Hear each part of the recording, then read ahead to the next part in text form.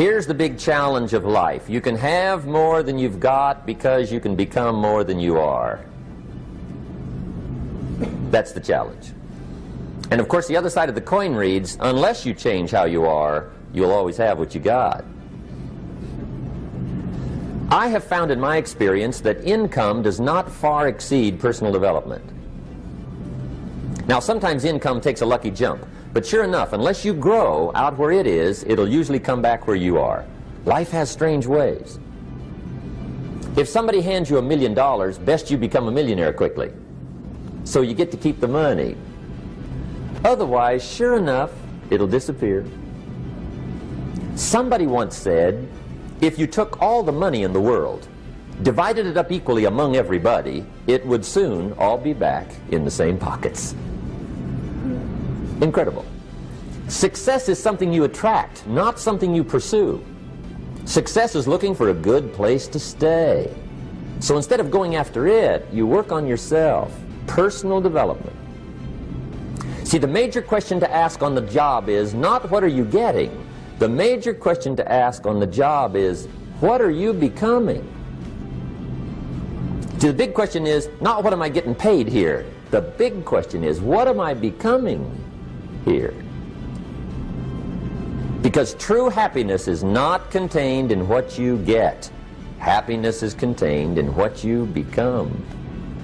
So that's our major subject for tonight, personal development. Of all the assignments Mr. Schoaf gave me at age 25, this was probably the most difficult. In fact, I'm still working on this one. I think it's an unending challenge to see what you can become. The next subject is called basic laws. And it's good to study the basics. And I call these basics primarily because they come from the Bible. Now, I'm not a theologian or a minister, and that'll be apparent. But Mr. Schoaf taught me that the Bible was a good textbook for ideas and stories and success equations, how to live the better life. I found out that was true. He also taught me that the Bible is as practical as it is spiritual, and I found out that's true.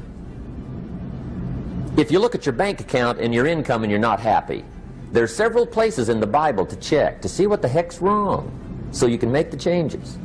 And we're going to cover some of those tonight, called basics. Okay. The next subject is my favorite, setting goals.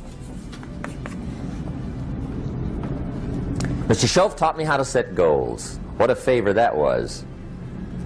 One morning at breakfast, shortly after I met him, he said, Jim, let me see your current list of goals and let's go over them and talk about them. He said, maybe that's the best way I can help you get a better direction started. And I said, I don't have a list. He said, well, is it out in the car or home somewhere? I said, no, sir. I don't have a list anywhere. He said, well, young man, that's where we got to start. He said, I can tell you right now, if you don't have a list of your goals with you, he said, I can guess your bank balance within a few $100s. Which he did. And that got my attention.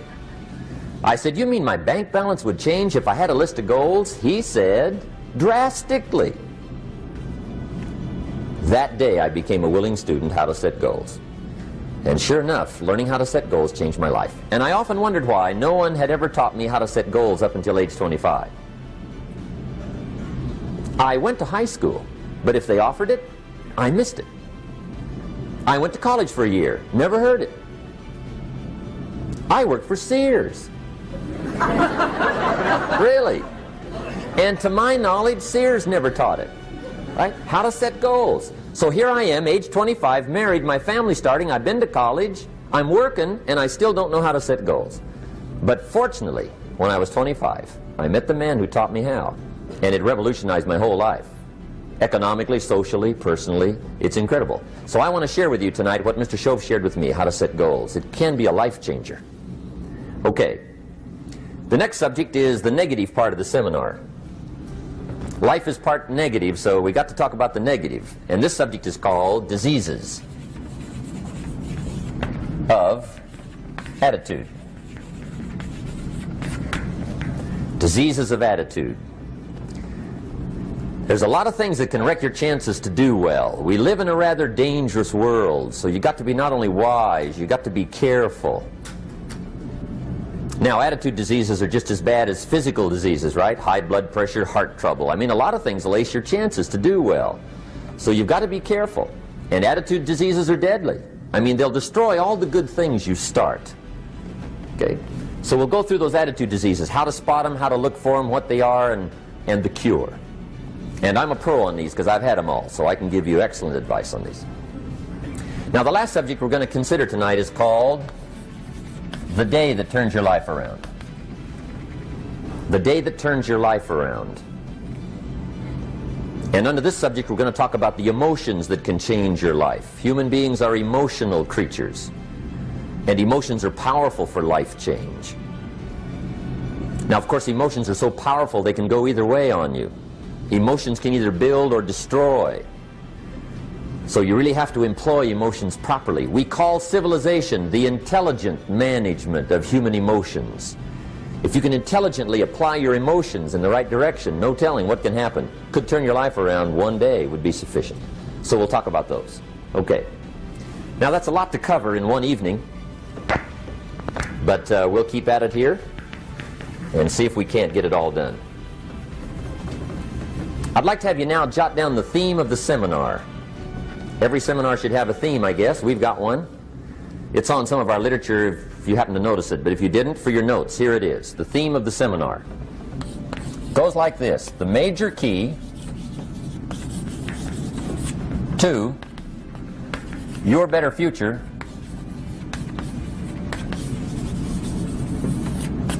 is you. That's the theme of our seminar tonight. The major key to your better future is you. And I'd like to have you underline two words just to give it some added punch. Underline the word major and the word you, so that it reads, the major key to your better future is you. Now, my first suggestion is transfer this to a card or something where you can put it up, where you can see it every day. Preferably put it up where you can see it at the beginning of the day, before you go off to put the day together. This is a good phrase just to glance at, to keep in mind as you're putting the day together. It's called the silent seminar. If you'll just let this talk to you during the day, I found it to be tremendously helpful. The major key to your better future is you. For a big share of my life now, I didn't have this one quite figured out, among a lot of things I didn't have quite figured out. Many things used to puzzle me back in those early days. I used to wonder why two people could work for the same company, one make twice as much money. Now, see, that used to puzzle me. And maybe they were the same age, graduated from the same school, live in the same community, work for the same company, with the same products and the same services. They've got the same traffic, the same problems, and one makes $1,000 a month, the other one makes $2,000 a month.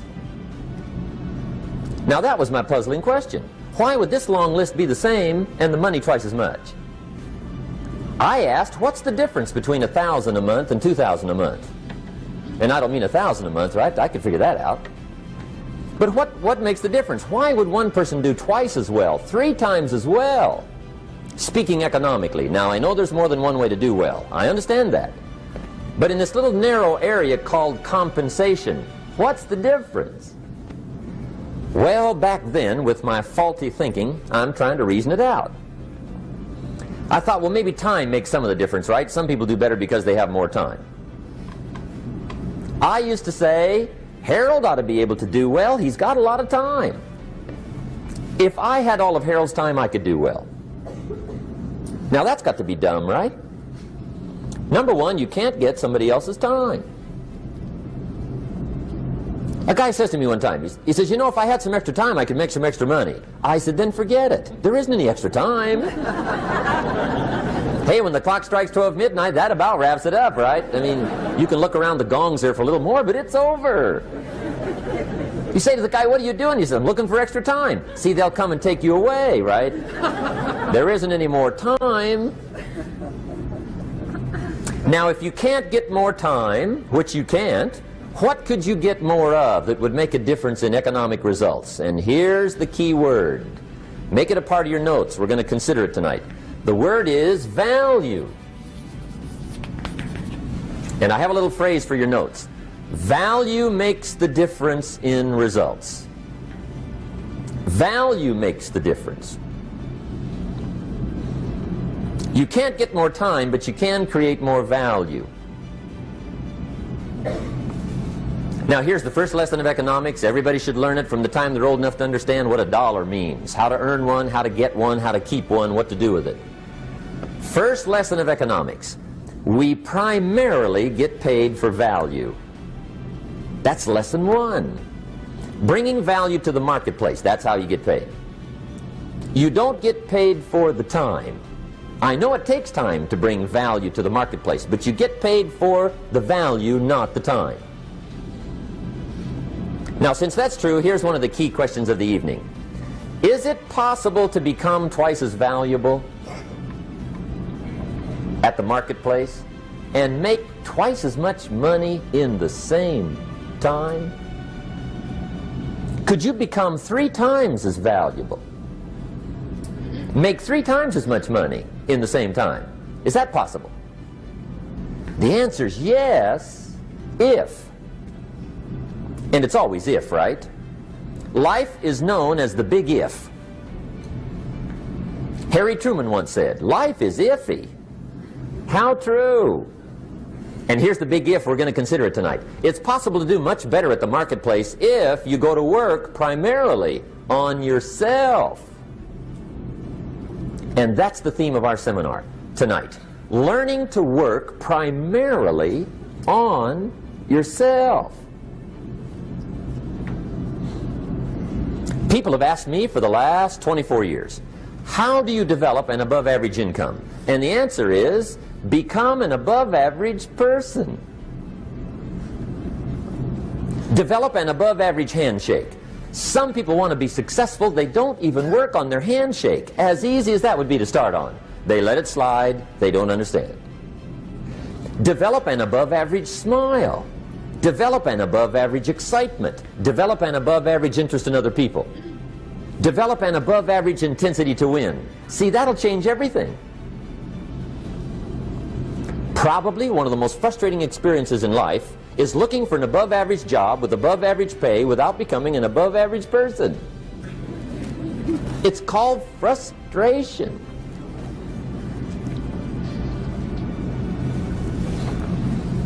And Mr. Schoaf gave me probably the greatest clue he gave me when I first met him. He said, Jim, if you want to be wealthy and happy the rest of your life, just learn this lesson well. He said, learn to work harder on yourself than you do on your job.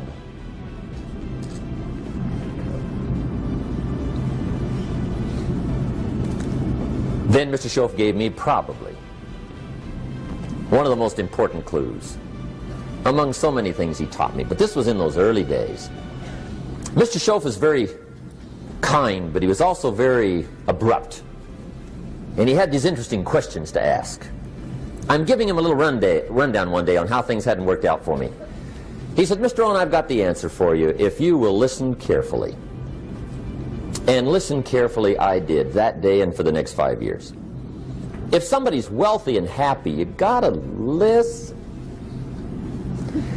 He said, Jim, I've only known you a short time. But he said, it's already my honest opinion that for things to change for you, you got to change. That wasn't quite the answer I was looking for. But that's the answer he gave me, and I pass it along to you on this warm summer evening in Anaheim, California, 1981. For things to change for you, you've got to change. Otherwise, it isn't going to change. Before I met Mr. Schoaf, I used to say, I sure hope things will change. Right? That seemed to be my only hope. If it isn't going to change, I'm in serious trouble. And then I discovered it isn't going to change, so I'm in serious trouble.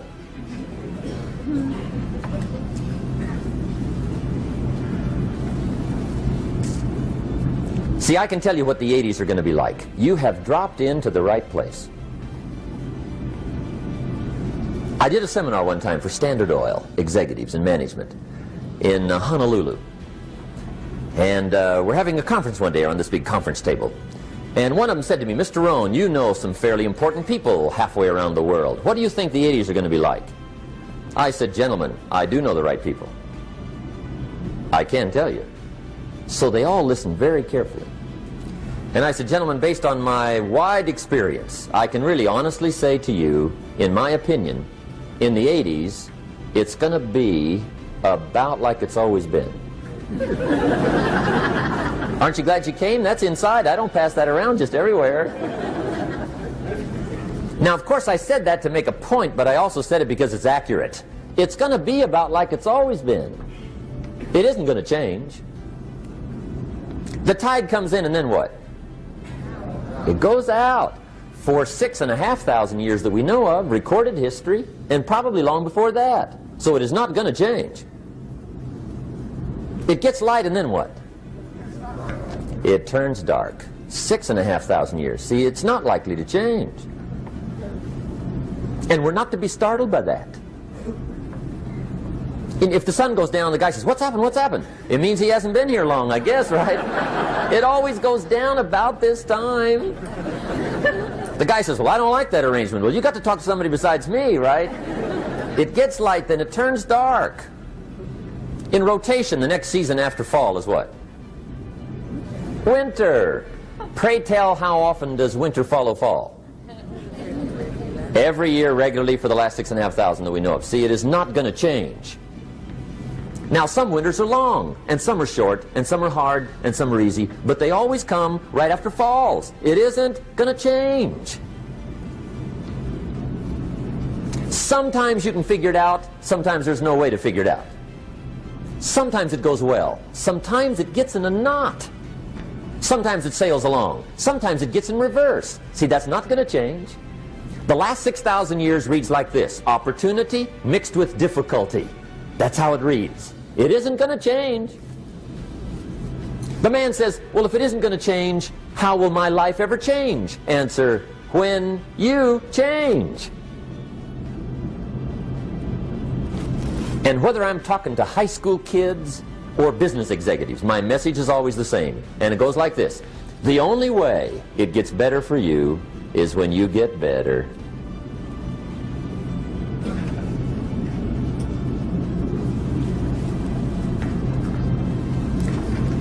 Let me give you the 4 major lessons in life to learn. Here's 4 majors. It's good to study the majors. In our weekend seminar we teach. Some people don't do well because they major in minor things. You've got to be on the lookout. At the end of every week, end of every month, you've got to check, make sure you're not spending major time on minor things. Okay, we go through that whole series. Majors and minors. Now, let me give you 2 phrases before we get to the 4 majors. This will set it up and you'll see where I'm going. 2 key phrases for your notes. Here's the first one. Life and business is like the changing seasons. That's the first phrase. Life and business is like the changing seasons. One of the best ways to describe life, it's like the seasons.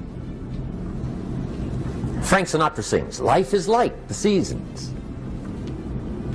Now here's the second phrase. Very important. You cannot change the seasons, but you can change yourself. You can't change the seasons, but you can change yourself. And see, that's how life gets better for you, not by chance, but by change. Now here's the 4 major lessons in life to learn. I've got my first book finished, came out a couple of weeks ago. This is in it, the 4 major lessons in life to learn. Here they are. Number 1, learn how to handle the winters. That's lesson 1. They come right after falls, with regularity. Some are long, and some are short, and some are hard, and some are easy, but they keep coming. You must learn to handle the nights. They come right after days. You must learn to handle difficulty. It comes right after opportunity. You must learn to handle recessions. They always follow progressions. For the last 6,000. See, it isn't going to change. The lesson you must learn is how to handle it. And there's all kinds of winters, right? The winter when you can't figure it out. The winter when it all goes smash. The winter when it turns belly up. The winter when it won't work, when you've run out of money and you've got a broken heart. See, those are winter times. There's all kinds. Economic winters, social winters, personal winters. When your heart is smashed in 1,000 pieces and the nights are unusually long, your prayers seem to go no higher than your head. It's wintertime. Barbra Streisand sings, "It used to be so natural to talk about forever, but used to be's don't count anymore. They just lay on the floor till we sweep them away. You don't sing me love songs, and you don't say you need me, and you don't bring me flowers anymore." A song of winter. But see, the disappointments come. Those are normal. That's part of life. But the question is, how do you handle it? How do you handle the coming winters and the disappointments and the down times? Well, you can't get rid of January by tearing it off the calendar. But here's what you can do. You can get stronger, you can get wiser, and you can get better. The winters won't change, but you can. And that's how life changes for you. See, before I understood, when it was winter, I used to wish it was summer. I didn't understand. When it was hard, I used to wish it was easy. I didn't know. And then Mr. Schoaf gave me a part of his very unique philosophy when he said, "Don't wish it was easier, wish you were better." See, that triggered my whole life change. Don't wish for less problems, wish for more skills. Don't wish for less challenge, wish for more wisdom. That's the key. So that's lesson one, learn how to handle the winters. Here's lesson two, learn how to take advantage of the spring. That's the second one.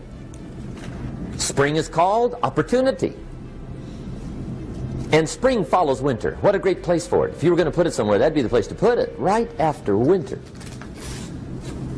And pray tell, how often does spring follow winter? Every year with regularity, 6,000.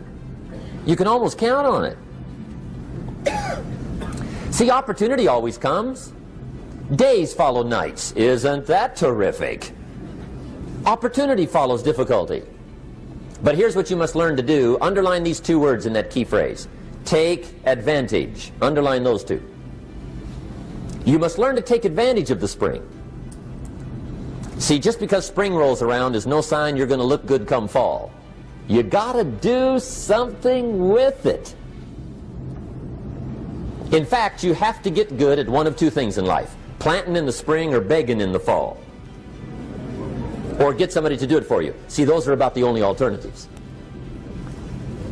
Now here's what else you must do. Take advantage of the springs quickly, because there's only a few. Just a handful of springs have been handed to each of us.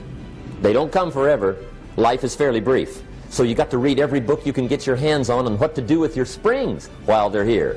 And take advantage, they soon run out. The Beatles wrote, "Life is so short." And for John Lennon, it was extra short. But life is brief. Elton John sings, "She lived her life like a candle in the wind." It's brief. So whatever you're going to do with your life, you got to get at it. Don't just let the springs pass. Here's the third major lesson in life to learn. Learn how to protect your crops all summer. You got to take care of what you start. Sure enough, as soon as you've planted your garden in the spring, the busy bugs and the noxious weeds are out to take it. And here's the next bit of truth. They will take it unless you prevent it. And that's the third major skill to learn. You've got to learn to prevent the intruder from taking all the good you start. It's one of the challenges. Here's two key phrases under number 3. First one, all good will be attacked. On this planet. Maybe not the next one we get to, but on this one, all good will be attacked. Every garden will be invaded. Not to think so is naive. And here's the second phrase. All values must be defended. Political values, social values, community values, family values, marriage values, friendship values, business values. Every garden must be tended all summer. Third major lesson. Now here's number 4. Fourth major lesson in life to learn. Learn how to reap in the fall without complaint. Learn to reap come harvest time without complaint. Take full responsibility for what happens to you. It's one of the highest forms of human maturity, accepting full responsibility. It's the day you know you've passed from childhood to adulthood, the day you accept full responsibility. And another note, learn to reap in the fall without apology. Without apology if you do well, and without complaint if you don't. That's maturity. I used to have that long list of reasons why I wasn't doing well. To explain. You got to explain, right? Otherwise you're going to look bad. I used to have this funny list called Reasons for Not Looking Good.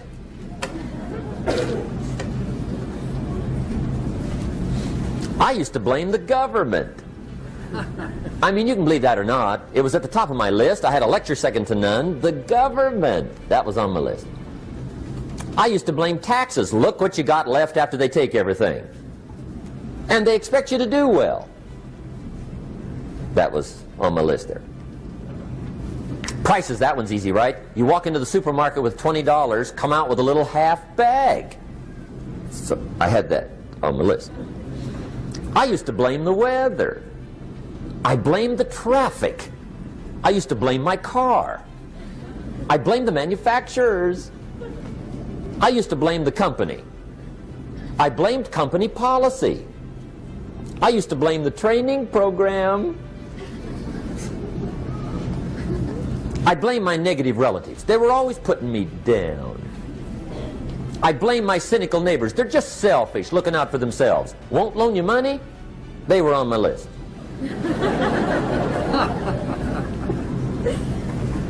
I used to blame the economy.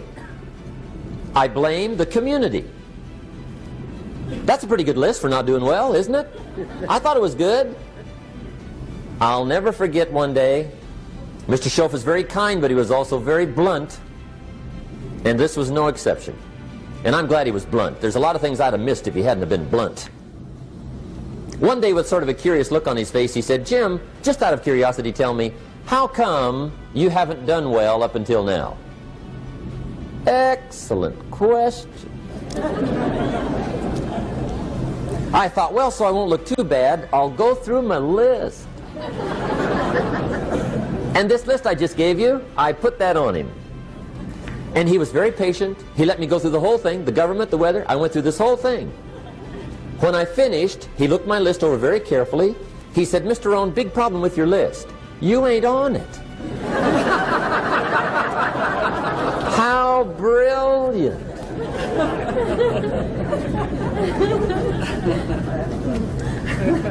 When I went to work for him a few months later, I learned very quickly to tear up my list, reasons for not doing well, and I threw it away. And I got me a fresh piece of paper. And I put one word on it. Me.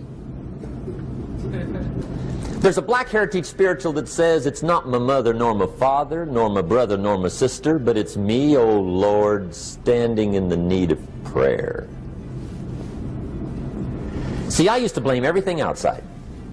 And then let me give you a little philosophy that helped turn my life around. For your notes, here it is. It's not what happens that determines the quality or the quantity of your life. It's not what happens. And the reason is because what happens happens to about everybody. No different. The sun went down on all of us last night. A common event, a happening. And I found out that the same things can happen to two different people. One gets rich and one stays poor. Why is that? It's because it's not what happens, but rather it's what you do that changes everything. So that's a key phrase. It's not what happens, it's what you do. What happens is about the same. You might put that in parentheses here. Same. What people do, that's what's different. Anything can happen, right? Everything can happen. I've heard all the stories. I've been one of the stories. Hey, we could all tell stories all night long, right? Happenings. Anything can happen. Have you heard of Murphy's Laws? Anybody here heard of Murphy's Laws? Okay, most of you have. Murph had these laws. One of them was, if anything can go wrong, it will. That's one of Murphy's Laws. He was not one of the great positive speakers of the day. But anyway, it's still true though, right? Anything can go wrong, everything can go wrong. For sure. I've fallen out of the sky so many times. Once to the tune of a couple of million. Devastating. Took me a while to survive that one. Now, it wasn't all that much, but it was all I had. Right? I mean, that's when it's much, right? When it's all you got. If you got 3, 2 go, you got 1 left, you ain't looking that bad. But when it all goes, has anybody been there when it all went? Anybody? Come on, the rest of you liars. Go ahead. Hey, we've all been there, right? When it all went. Of course, it used to be a long time ago, right? When you ran out of money, got to 0, you were all through. Heck, now you can whistle right on by 0, right? I mean, they will bury you. That's what they will do.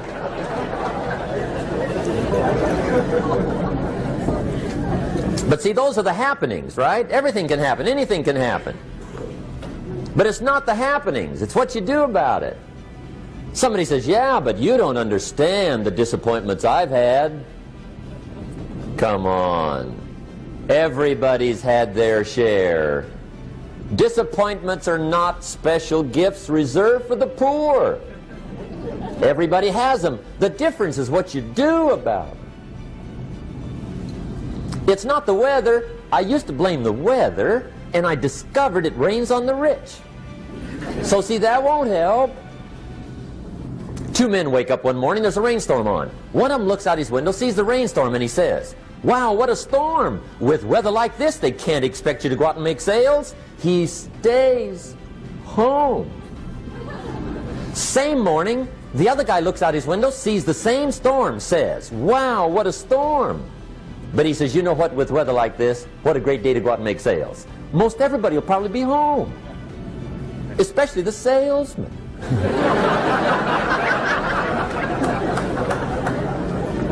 See, that's the difference in how your life works out. It's not what happens, it's what you do. So here's one of the key questions of the evening. Starting tomorrow, what are you going to do that'll make a change in your life's direction?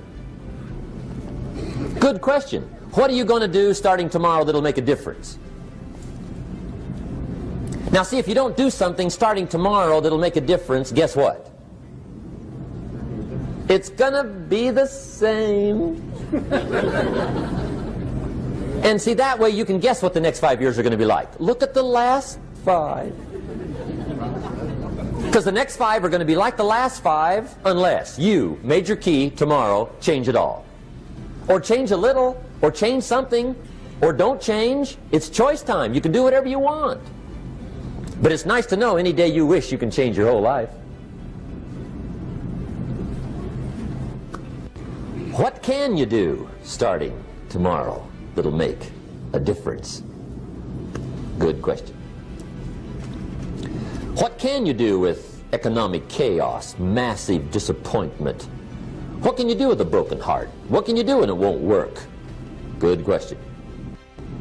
So if I had a word with you tonight, one-on-one, just you and me. I think my personal advice to you would be, this year, 1981, reach down inside of you and come up with some more of those remarkable human gifts. They're there, waiting to be utilized. And then change anything for you you want to change. And I challenge you to do that because you can change. If you don't like how it is for you, change it. If it doesn't suit you, change it. If it doesn't please you, change it. If it isn't enough, change it. And I challenge you to do that because you can change. See, you don't ever have to be the same again after tonight, only by choice. If you don't like your present address, change it. You're not a tree.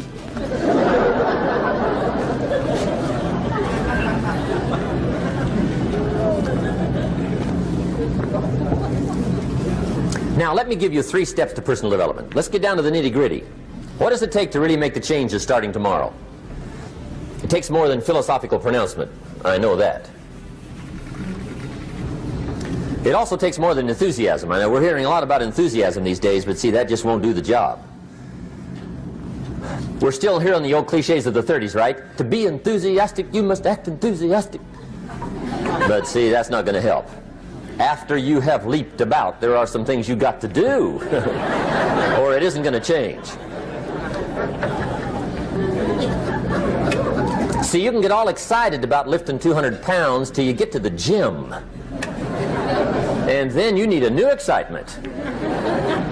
And the new excitement is called discipline. Major step to human progress. Discipline. If there's one thing to get excited over, that's it. Get excited over your ability to make yourself do the necessary things. What could you make yourself do starting tomorrow that would change it all? No! Tell it. Now, see, that's exciting. On any given day, you can massively change the direction of your life. Murder is a clear example that any one person on any given day can forever alter the course of their life. It just happens to be a negative act. But just as sure as you can commit a negative act, you can also commit a positive act and forever alter your life whenever you wish. Now that's exciting. And whatever that act might be that changes your life. The guy finally takes a shotgun to his car and blows out every window, destroys every tire, puts 100 rounds in this shabby old thing. And he says, I have driven this embarrassing thing for the last time. And not only will I never drive it again, nobody else will ever drive it again. And he lets that shuddering thing stand there for a while as a monument to the day he said, today my life changes. Now who can do that? Anybody. When can you do it? Whatever day you pick.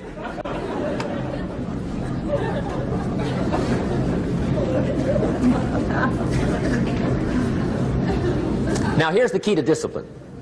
Start with the little disciplines, get excited over the little disciplines, and get right on those, because those will lead to the big ones. You can't handle the big challenges in life unless you take on the little ones. Make a list of all the things you can do, get right on those, discipline yourself for those, both for the results and for the muscle and for the practice, so that when life hands you some big challenges, you'll be ready, you'll have the muscle. But see, if you don't handle the small ones, you can't take care of the big ones. Okay, here's what else it takes for life change. Self-motivation. Key phrase, self-motivation.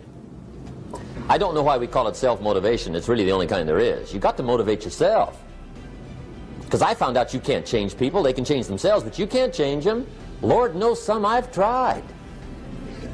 But see, it won't work. People have to change themselves. I learned some of those lessons early. I built a little sales organization way back in those early days. I'm 25. And I had some nice people. I said, I'm going to make these people successful if it kills me. I almost died, right? I mean, you can't do that.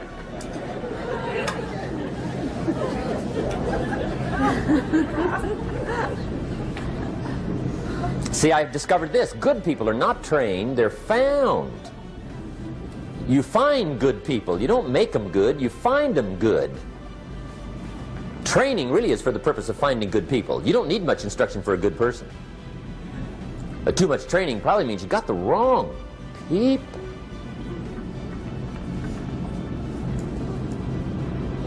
So you got to find the right people. That's the key to getting a good job done. One of the major things we learn in management, lesson 1, don't send your ducks to Eagle School.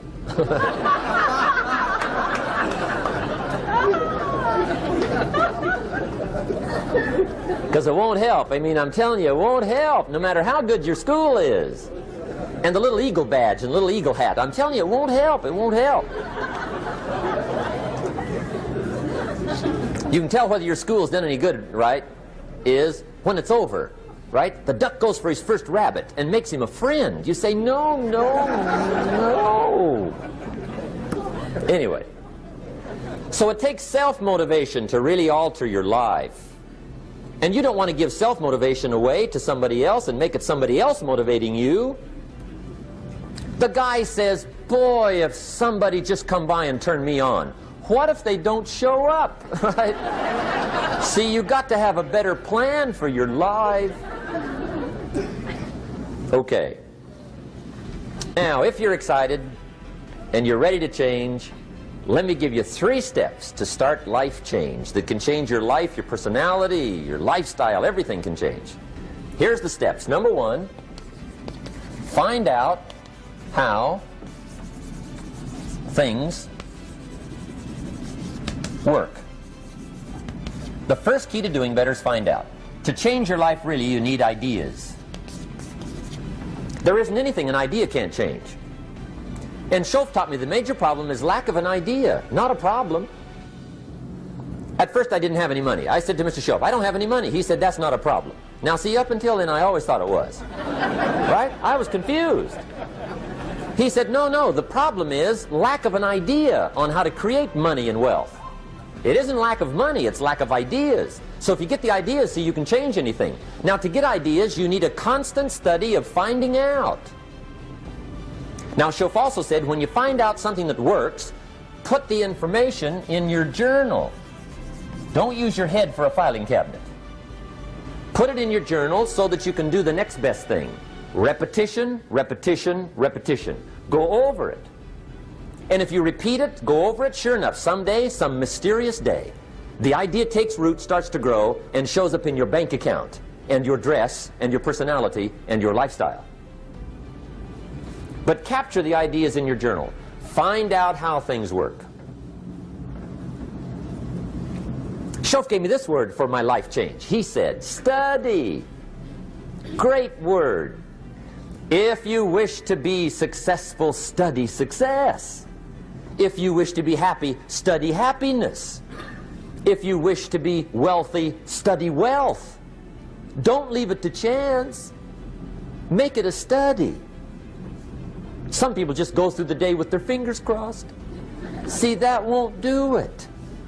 You've got to study the things that can change your economic, social, spiritual, personal life. Now, here's a qualifying phrase. And we'll have several of these qualifying phrases throughout the seminar. Here's the first one. You may not be able to do all you find out. I understand that. You may not be able to do all you find out, but you should find out all you can do. See, you don't want to wind up at the end of your life and discover that you've lived only 1/10 of it.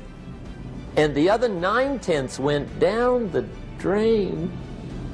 Not for lack of opportunity, for lack of information. So that's number 1, find out how things work. Now here's the best human virtue for finding out, curiosity. Make a note of that. Curiosity. Be curious. You might add a word to it that'll help. Childish curiosity.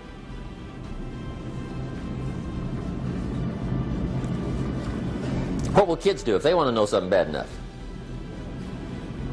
Bug you, that's the phrase. They can ask 1,000 questions. You think they're through? They got another 1,000.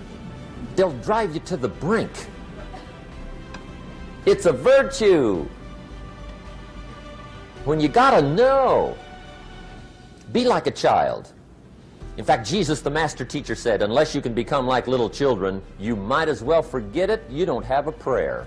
Excellent advice. You gotta be like children. 4 ways, in my opinion, to be like a child.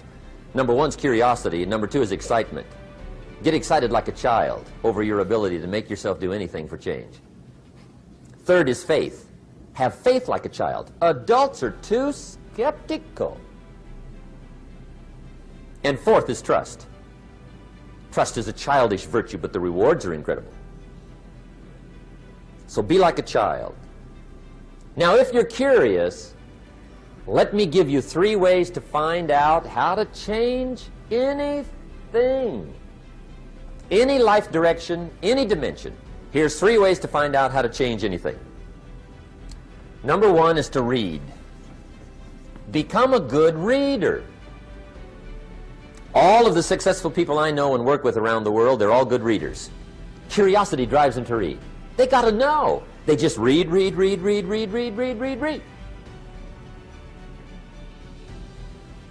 Become a good reader. Now, that's my opinion. Listen to the other lecturers and listen to me and make up your own mind. Don't be a follower. Be a student. Okay? I say, really, for life change, you got to read. One way to learn is from your own experiences, but another way to learn is from other people's experiences. See, one book might save you 5 years if you read it. Did you know there's books on how to be stronger, more decisive, be a speaker, be a leader, have a better effect on other people, develop your personality? Did you know there's books on that? And people don't read them? How would you explain that? And they can read. Did you know that hundreds of successful people have written their stories in books and they wrote down how they did it and people don't read it? How would you explain that? The guy's busy, I guess. You know, you get tied up. The guy says, well, yeah, you work where I work, but the time you struggle home, it's late. You got to eat a bite of supper, watch a little TV, get to bed. You can't sit up half the night reading. And the guy's behind on his car payment. Good worker, hard worker, sincere. But you got to be better than sincere and work hard. Otherwise, at the end of your life, you'll wind up cold, stony broke. You got to be better than a good worker. You got to be a good reader. The whole world is governed by laws. The universe, in fact. Laws. We call it the law of electricity. We call it the law of gravity. There's mathematical laws. There's physical laws. Speed and velocity laws. Agricultural laws. There's all kinds of laws. Now that we find ourselves on the spinning planet, you just have to learn what I call the setup. Learn the setup. Life's setup. Now, we didn't set it up, but we're here, so you got to learn it. And we should learn the setup for 2 basic reasons. Number 1, to keep from getting hurt. It's one of the major reasons for learning, so you won't get hurt. See, economically, socially, personally, you can get hurt just not knowing. Ignorance is not bliss. Ignorance is poverty. Ignorance is tragedy. You got to know, or you're going to get hurt. It's good to know not to walk out the 10th-story window. That's excellent information. Now, what if a guy didn't know and he walks out? Now he's dead at the bottom. Somebody says, well, the poor guy didn't know. You got to know, or you're going to get hurt. Okay. Now, here's a parenthesis. You don't have to like the setup. I don't ask you to like how it is. That's not what's important. But it is important to learn how it is. Okay, so you don't have to like it, but you should learn it. That's what I tell the kids, right? Make sure you get the information. What you think about it, that's up to you. What you're going to do with it, that'll soon be up to you. But make sure you get it. See, there's nothing worse than being stupid. Nothing. I mean, being broke is bad, but being stupid is awful. And what's really bad is being broke and stupid, right? That's about the end of the world. I mean, there isn't anything much worse than that. Unless you're sick. Sick, broken, stupid. I mean, that is it, right? There's nowhere else to go. So make sure you get the information. It's key. You don't have to like it, but learn it. If this big monstrous thing lifts up in the sky, hangs there for a little while, cuts loose, comes crashing down, boom, shakes the ground for 5 miles. And then this big monstrous thing lifts back up in the sky, hangs there for a little while, cuts loose again, comes crashing down, boom, shakes the ground for 5 miles. It just keeps doing it, this big monstrous thing, lifting up and then crashing down, boom. Now, you might come along one day and say, that's got to be a stupid arrangement, which is okay. You're entitled to your opinion. But the first thing you should learn to do is get out from under it, right? That's number one. You might have a great moral argument. You might want to shake your finger at the sky, but do it from over there, right, so you don't get smashed. It's called your basic smart. So number one, learn so you won't get hurt. Whether you like it or not, learn. Now here's the second reason for learning, the setup, to benefit. It's called the plus of life. And that's what life is, right? Both minus and plus. The minus is tragedy, heartache, misery, failure, unhappiness. But life is also happiness, prosperity, good feelings. So here's the key. Learn to get on the good side of the way things work.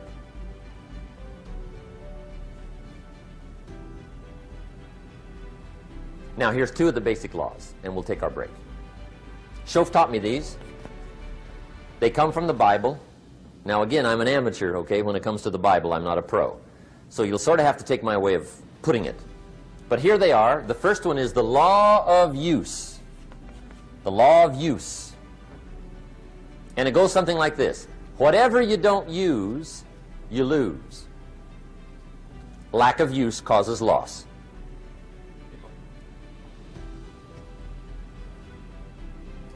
On this planet, maybe not the next one, but on this one, if you tie your arm to your body, leave it there long enough, you'll never use it again. It's over for the arm. Now, it may not be over, but it's over for the arm. The only way to keep the use of this arm is what? Keep using it. If you quit, you lose automatically. They don't bring it up for a vote. You lose automatically when you quit. Now, the same thing that goes for your arm goes for your brain, mentality. The same thing goes for all the human virtues. Ambition, unused, declines. Strong feelings, unused, diminish. It doesn't grow, it diminishes.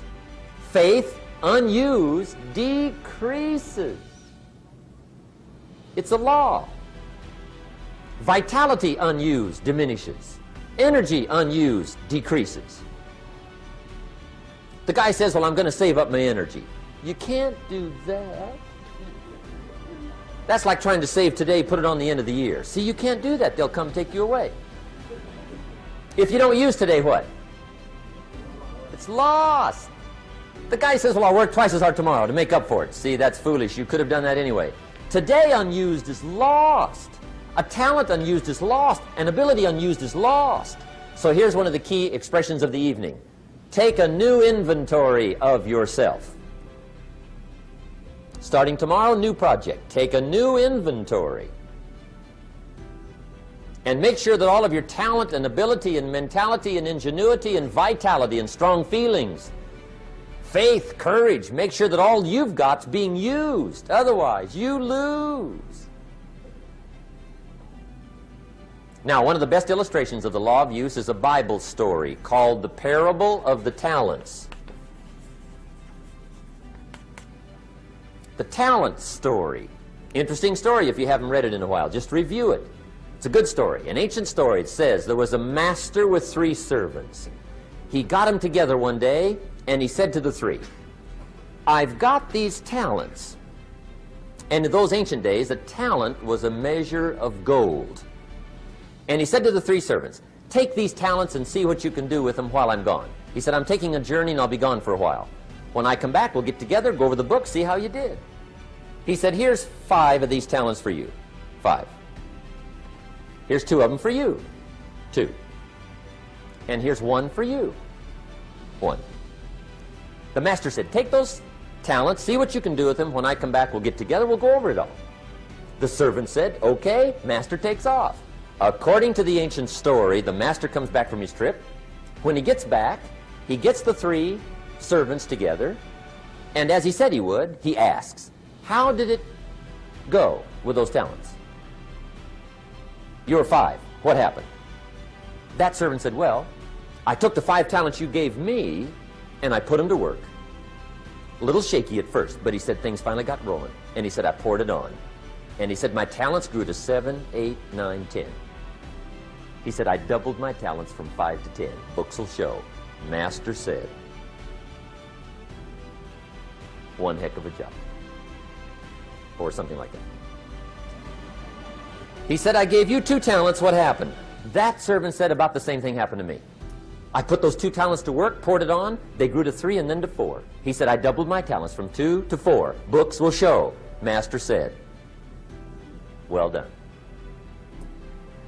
He said, I gave you 1 talent. What happened? That servant said, well, I took the talents you gave me, and I carefully wrapped it, and I dug a hole and buried it. And camouflaged it, I suppose, right, so nobody would steal it. And he said, fortunately, nobody got it. And he said, I knew you were going to be here today, so I dug it up. Here it is, safely wrapped. I did not lose it while you were gone. According to the ancient story, the master said, take that talent away from him and give it to the man that's got 10. Now you might say, well, I don't like that arrangement. The poor guy's only got 1 talent. He's already got 10. It ought to be more even. Remember, I didn't ask you to like it. But this one I would ask you to learn, because it simply means whatever you do not employ, you forfeit. It's a law. So learn well the law of use. Now here's the second one, and we're going to take our break. Second law from the Bible. This one we've heard since we were small, I'm sure. It's called the law of sowing and reaping. In fact, we've probably heard it so often we could quote it. It says, whatever you sow, what? You shall reap. Fairly blunt, hopefully clear. Here's my first suggestion on the law of sowing and reaping. Don't try to beat it. You might as well try sitting on the sun in the morning. Keep it from coming up. You'll have better luck. Whatever you sow, you reap. Now, for a fair share of my life, I'm a bit mixed up on how all this applies. Among a lot of things I was mixed up on. I knew I wasn't reaping too good. That I understood. My problem was I was confused about what was causing it. Remember me with the funny list? I thought those are the reasons why it isn't working out well. And then Mr. Schoaf gave me the clue that helped me figure it all out. He said, Mr. Rohn, I have another answer for you. There's another way to quote this law that'll show you where the problem is so you can go to work on it right away. All you need to know is where the problem is, then you can go to work on it. So he quoted me the law another way, and I found out what my problem was. Here's the way you quote the law.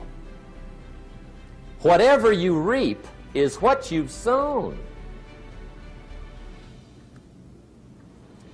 Now I knew what my problem was. Whatever you reap is what you've sown.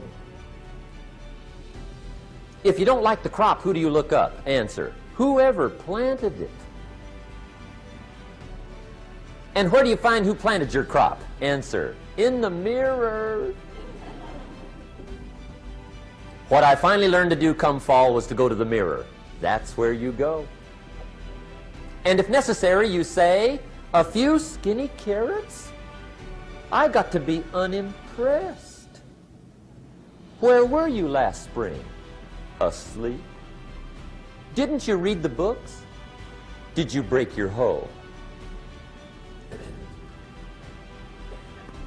Let me give you 7 key points to the law of sowing and reaping. Let's tick right down through the list of 7, and it'll be break time. 7 points to sowing and reaping. Here's part of the philosophy that really helped me to make some changes in life direction. Number 1, the law of sowing and reaping is negative.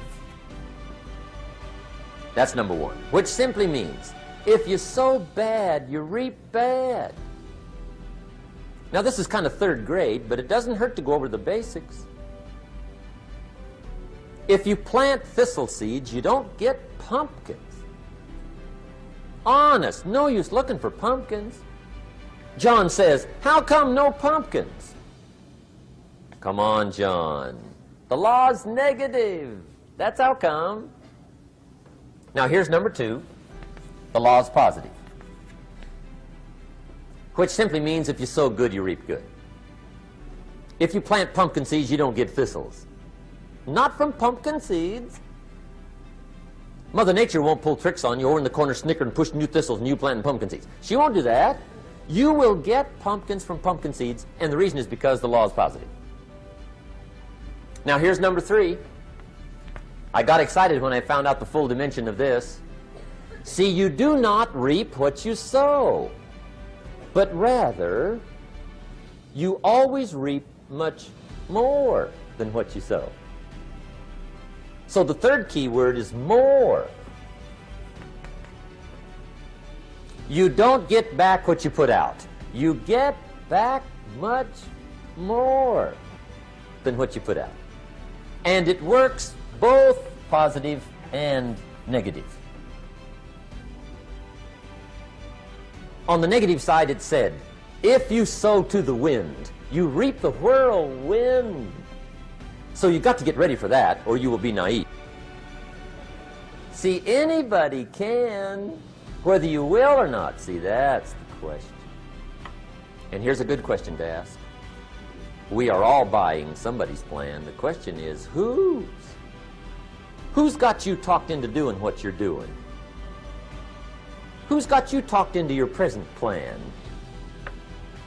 See, 10 years from now, you will surely arrive. The question is, where?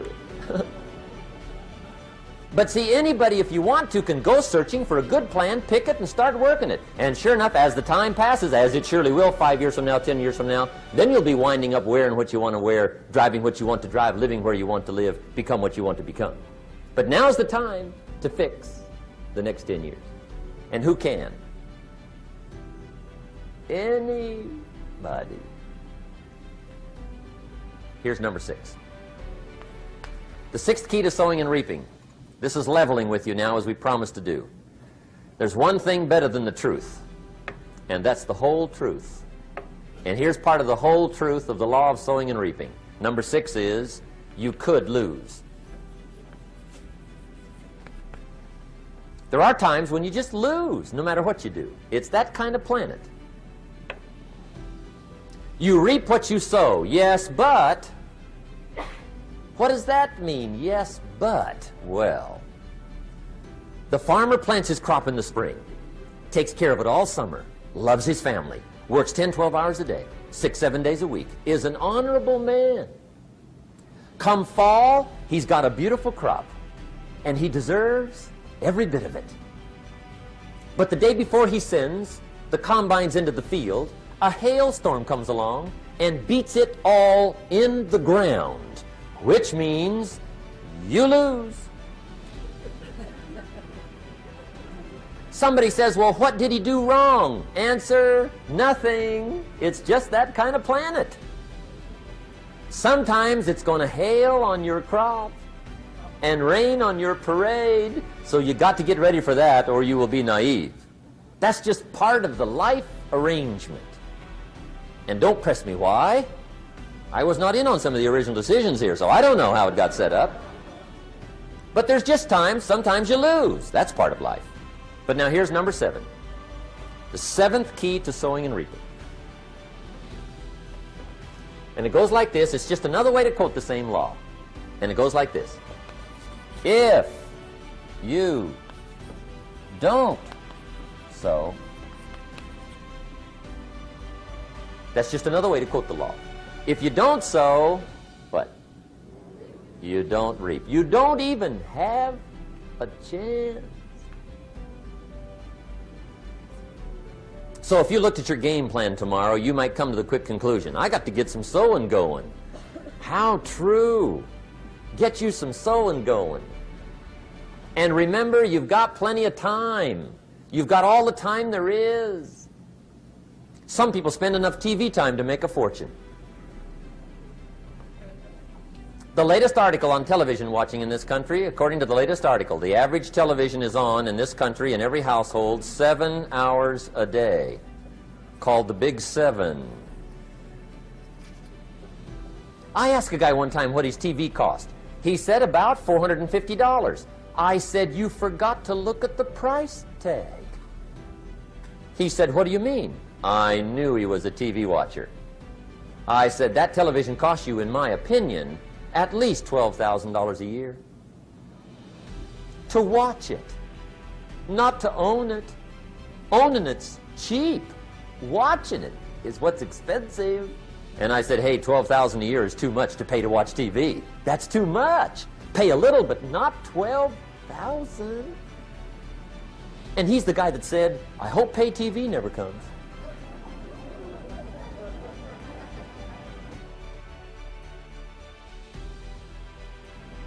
Okay, we're trying to cover an awful lot tonight, I realize that, but my time schedule is such that we just have to sort of give it all to you and let you sort the rest out. I wish we had plenty of time for questions and answers and that whole thing, but our time is just limited. But we are trying to go through an awful lot, I realize that. But looks like everybody's getting it. This is about the note-takingest crowd I've seen in a long time. Incredible. Does anybody have 5 pages yet? Anybody? Oh, fantastic. Incredible. Okay. Maybe you heard the story about the preacher down in Texas, southern part of the country. He was an evangelist back in the horse and buggy days. And he was very good at being an evangelist, and a lot of people used to come and hear him preach. And one day he put up his tent in one of these Texas towns and expected a big crowd as usual, come hear him preach. And he got there, first night of the tent revival, walked in. 7:30, time to start. And to his surprise, the tent was empty. He thought, well, something must be drastically wrong. So he waited till 7:45, nobody showed up. 8 o'clock, zip. Finally, 8:15. One lone cowboy wandered up on his horse, tied his horse up outside, came in, sat down on the front bench, right, waiting for something to happen. The preacher thought, well, at least I better go down and talk to the cowboy. So he walks down, talks to the cowboy, and he says, Cowboy, I'm the preacher. And he said, I don't know what to tell you. Something's gone wrong. He said, this tent was supposed to be full of people. He said, I'm embarrassed. He said, you're the only one that showed up. And he said, I really don't know what to do. And the cowboy said, well, I'm not a preacher, so I really can't tell you what to do. You know, he said, I'm just a cowboy. But he said, I know this, if I went out to feed my cattle and only one showed up, I'd at least feed it. The preacher thought, hey, the cowboy is right. If you've got a good idea to share, you should share it if there's 1 or 1,000. So he got kind of inspired by this conversation, and he jumped up on the platform and started to preach. As if the tent was full of people, just exploded. And he went for an hour. Hour and 15 minutes, just kept rolling. Finally, he quit. And when he finished, he came down off the platform, talked to the cowboy again. Says, well, cowboy, what did you think of my sermon? And the cowboy said, well, I'm not a preacher, so I really can't tell. You know, he said, I'm just a cowboy. But he said, I know this. If I went out to feed my cattle and only one showed up, I'd feed it, but I wouldn't dump the whole load on it.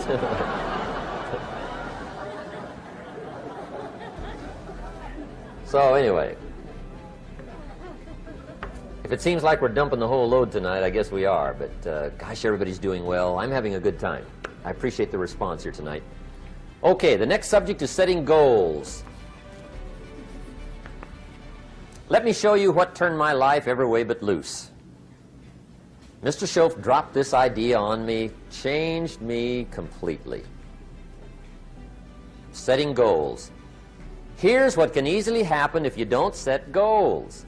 It's easy to let life deteriorate into making a living instead of designing a life. And we all have a choice. Make a living or design a life. It's easy to get trapped by economic necessity and settle for existence rather than substance. That's easy. But the best advice I can give you on how to break out of that trap is to learn how to set goals. Mr. Schoaf put it to me this way. He said, Jim, if you had enough reasons, you could do the most incredible things. I never forgot how he put that. If you have enough reasons. See, reasons will change your whole life. Mr. Schoaf said to me, he said, Mr. Rohn, I think you've got plenty of intelligence, you've got plenty of talent, you've got plenty of ability. Probably what you lack is plenty of reasons. He said, I don't think your current bank balance is a true indication of your level of intelligence. I was happy to hear that. He said, I think you're much smarter than your present bank balance indicates. And that turned out to be true. I was much smarter. But of course my first question was, well then why isn't it bigger? And he said, you don't have enough reasons. You've got enough intelligence, but not enough reasons. So see, reasons can change your life. Here's what else I found out. Reasons come first, answers come second. You don't get the answers to do well till you get the reasons. Life has a mysterious way of hanging on to all the answers and only gives them up to the people that are inspired by reasons. So reasons make the difference in how your life works out. Now, what are some of the reasons for doing well? Let's go through a quick list called Reasons for Doing Well. First is personal reasons. Some people do well for recognition. Some people do well for respect. Some people do well for the way it makes them feel. They love the feeling of being a winner. Those are good reasons. I have some millionaire friends that keep working 10, 12 hours a day, making more millions. And it's not because they need the money. It's because they need the joy and the satisfaction and the pleasure that comes from being a constant winner. And see, it's not just the money anyway. It's the journey, not the money. Once in a while somebody says to me, boy, if I had $1 million, I'd never work another day in my life. That's probably why the good Lord sees to it they don't get their million, right? They'd quit. They'd quit. Okay. Next is family reasons. Some people do extremely well for other people, and that's powerful. Human beings can greatly affect each other. Sometimes we will do things for somebody else we will not do for ourselves. We're made that way. I met a man one time who said, Mr. Rohn, to do all the things I want to do with my family around the world, he said, I got to have at least $250,000 a year. I thought, incredible. Could a guy's family affect him that much? And the answer is, of course. How fortunate are the people that find themselves greatly affected by somebody for personal achievement.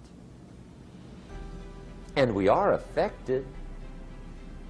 The writer of a recent song said, "If not for you, the winter would hold no spring, couldn't hear a robin sing. I just wouldn't have a clue if not for you." So we can be affected. That might be one of the most stimulating reasons to do well, finding somebody. When Andrew Carnegie died, the wee little Scotsman that built the big steel industry, when he died, they opened up his desk, and in one of the desk drawers, they found a slip of paper. On that piece of paper, Mr. Carnegie had written his goal for his life, and he wrote it when he was in his 20s. And on that piece of paper, it said, "I'm going to spend the first half of my life accumulating money. I'm going to spend the last half of my life giving it all away." What a goal. He got so inspired by that goal that the first half of his life, he accumulated $450 million. And the last half of his life, he gave it all away. Good question tonight. What's got you turned on? What's got you bombed out of sight to get up early and stay up late and hit it all day? Next question. What's got you turned off?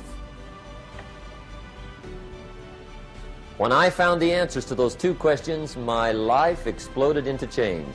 I finally found out what had me turned off, and I got that cured. And then I got me a long enough list of reasons to turn me on. And once the lights went on for me, age 25, they've never gone out.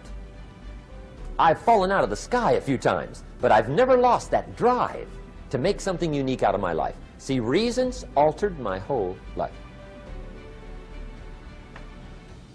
Now, there's another list of reasons called nitty-gritty. Hard little reasons.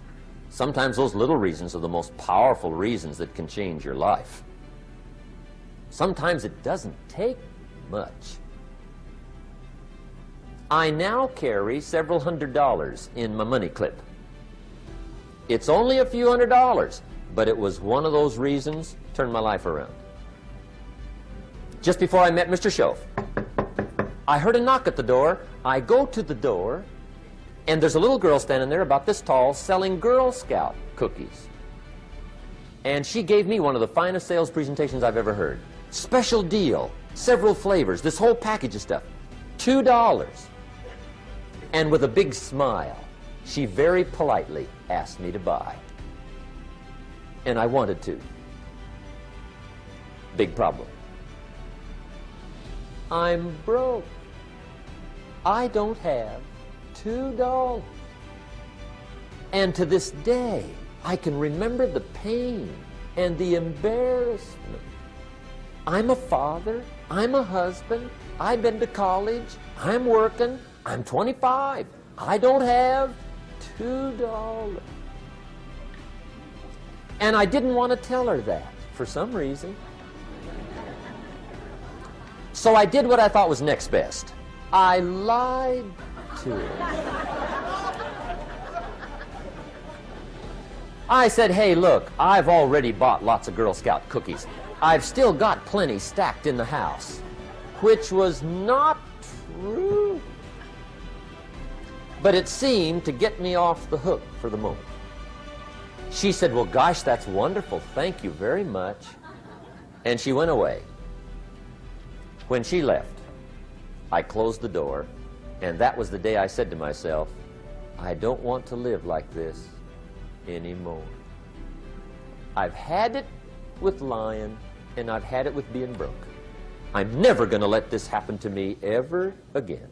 I promised that day I would work as hard as possible and would always carry plenty. It took me a little while, but now I do. It was one of those reasons. And I guess I carry plenty for two reasons. One is the way it makes me feel, but also in case I bump into another Girl Scout selling cookies. right? I'm ready.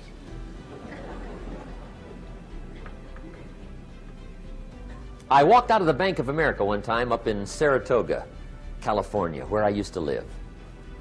Two little girls selling candy right outside the bank. Good place. Some girls' organization they're working for, right? I come walking out of the bank. This first little girl walks up to me. She said, "Mister, would you like to buy some candy?" I said, "I probably would." "What kind is it?" She said, "It's almond roca." I said, "My gosh, that's my favorite." She said, "Wonderful."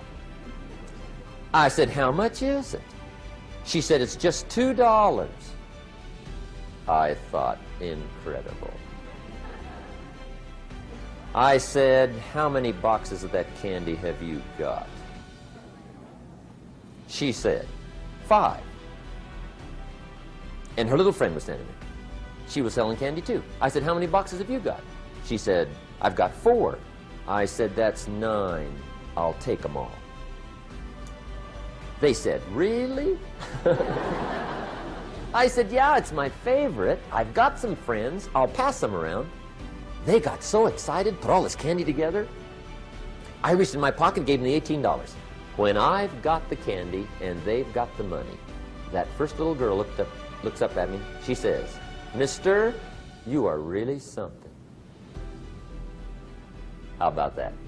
Can you imagine only spending $18 and have somebody look at you in the face and say, "You are really something"? Now you know why I carry heavy, right? I'm not going to miss anymore. It was just one of those reasons. Helped to change my life. One of my nitty-gritty reasons was budget finance. Budget finance used to grind my soul. Way back in those early days, I had fallen for one of those consolidation loans, where you take all your little hard-to-pay bills, put them into one big impossible-to-pay bill, right?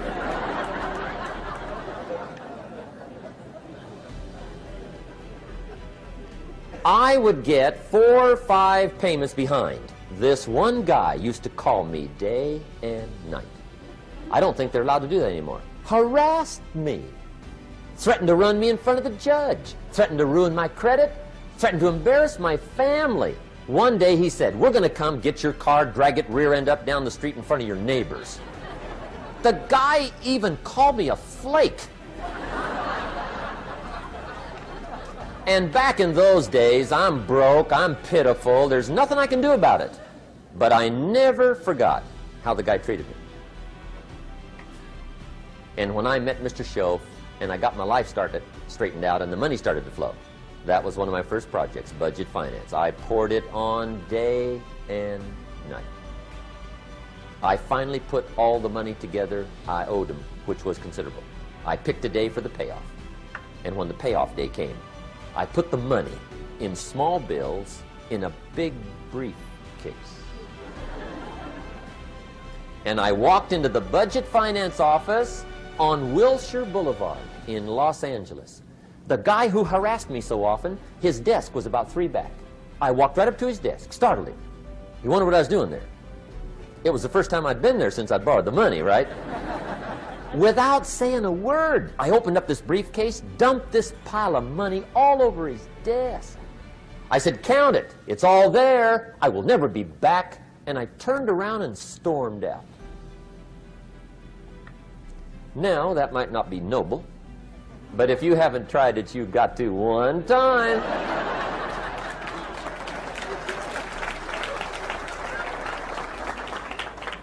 It can be the day that turns your life around. All you need is a reason that turns you on. One of my dear friends, Robert Depew, Bobby used to be a school teacher in Lindsay, olive capital of the world. Bobby taught school several years, got a little weary teaching school.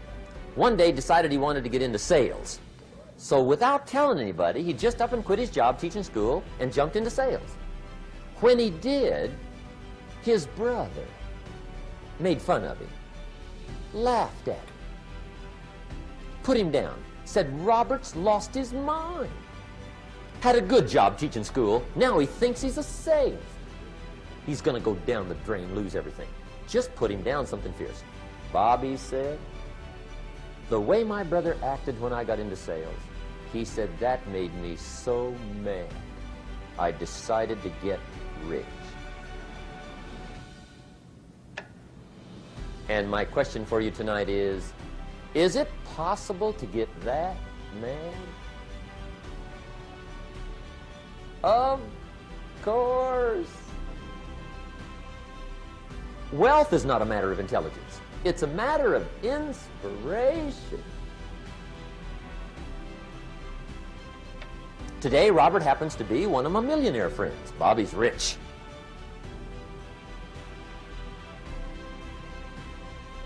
Frank Sinatra said one time, the best revenge is massive success.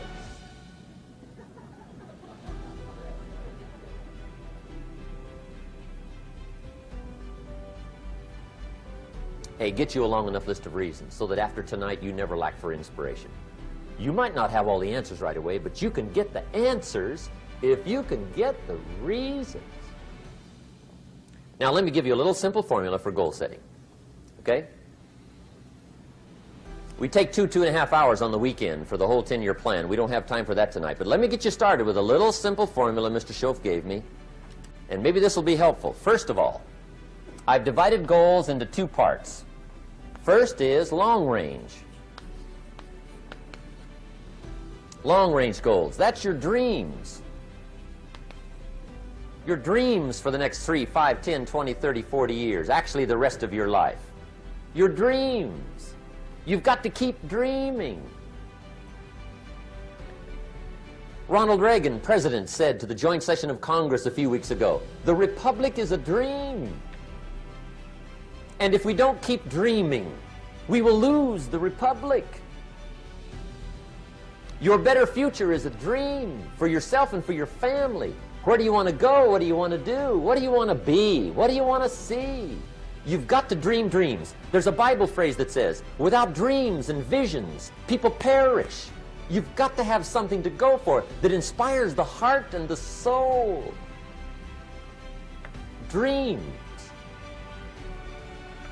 From the children of Sanchez, it says, take the crumbs from starving soldiers, they won't die. Take the bread from hungry children, they won't cry. But without dreams, we all will die. You've got to dream. Don't lose your dreams. For yourself, for your future, for your family. The dreams of love and enterprise and travel and doing things. Becoming something unique on your journey here. Don't lose your dreams. Do some dreaming. That's long-range goals. You've got to have those. So that's number one. Here's the second part of goals, short range. Short-range goals. That's your goals for tomorrow, this week, this month, this year, the immediate future. We call these confidence builders. Because if you set up something short-range, go for it, get it, latch onto it, work hard, accomplish it. That starts building your strong feelings to go for your dreams. Now, I've divided goals into 3 categories. Here they are. Number 1 is economic. That's your goals for money, income, business, profits, production. Economics. Make sure you've got your economics well planned. Economics plays a major role in everybody's life. Economics is major, which means it ought to be meticulously well planned for tomorrow, this week, this month, this year, long range. What if you asked somebody tomorrow if you could see their meticulously well-planned list of economic goals? What would they probably say? They'd say, you some kind of a nut? You must be weird. Hey, I found out what success is. Success is doing what the failures won't do. Make sure you've got your economics well planned. It'll put you in the top 5%. One of the key little subjects we talk about on the weekend is the 7 fundamentals for wealth and happiness. And that's one of them, well-planned economics. It's a fundamental if you want to do well. Join the top 5%. Anybody in this room can join the top 5%, if you will. Okay. Now here's the second category of goals, things. Make a list of the things you want. And on my list of things, now I put everything. Little things as well as major things. Doesn't matter how small it is, it goes on my list. I used to just put major things, cars, homes. I don't do that anymore. I now load my list with everything. Everything. And the reason is, part of the fun of having a list is checking it off. That's it. Boy, at the end of the day, if you can go, got it, got it, got it, got it, got it, got it, whatever it is, right? You get into the habit. So load up your list, the things you want. Now, when you check off something major, celebrate. That's an important point to make. Celebrate your achievements. Live it up. Have a party when you reach something you've worked for a while. See, we all grow from two experiences. One is called the pain of losing. The other one is called the joy of winning. We need both of them. Amplify them as much as you can, which also means make losing painful. If you set up something, fooled around, didn't get it, put it on yourself.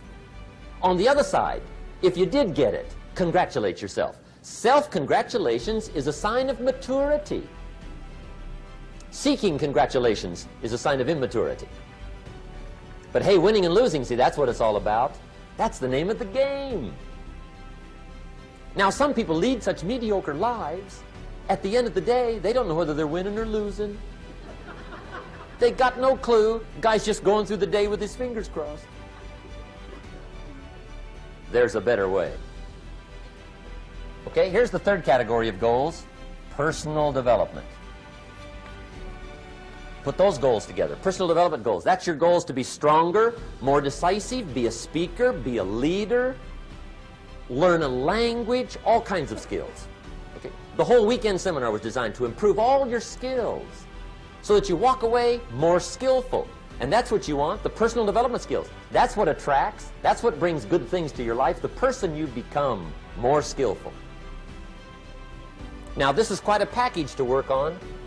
Economics, things, personal development. For tomorrow, this week, this month, this year, long range. Okay? That'll get you started. Now, here's the simple formula for setting goals. It goes like this. A, work on your goals. That's step one. Work on them. And I put the word work there deliberately. Setting goals is plain hard work. I don't want to kid you. We haven't come here tonight to kid each other. It's work. I know it's work. That's why a lot of people just let it slide. It's work. Many people work hard on their job, but they don't work hard on their future. They just let that slide. And the work involved is making plans. I know most people don't. I understand that, but don't let that be you. Guy says, well, yeah, you work where I work, but the time you struggle home, it's late. You've got to eat a bite of supper, watch a little TV, get to bed. You can't sit up half the night. Plan, plan, plan. And the guy's behind. Good worker, hard worker, sincere. But you've got to be better than sincere, working hard. You've got to be better than a good worker. You've got to be a good planner. Somebody once wisely said, the people who fail to plan are planning to fail. Well said. So work on your goals. Here's step two. Write your goals down. That's so important. I teach my staff around the world, put your goals in your journal. Because one of the major people you want to study is yourself. So here's the list of goals I put together 3 weeks ago. Here's the list of goals I put together 2 years ago. Here's some of the changes I made, rearranging of my priorities. I scratched these off, I put these on, I've gotten these. Study your accomplishments, study what your desires are. Put them on paper, write them down. Here's another reason for writing your goals down. It shows you're serious about doing better. And to do better, you gotta get serious. You don't have to be grim, but you must be serious. Everybody hopes things will get better. Everybody hopes. Poor people hope. That ought to tell you something. It means the future does not get better by hope. It gets better by plan. I used to have the affliction called passive hope. It's an affliction.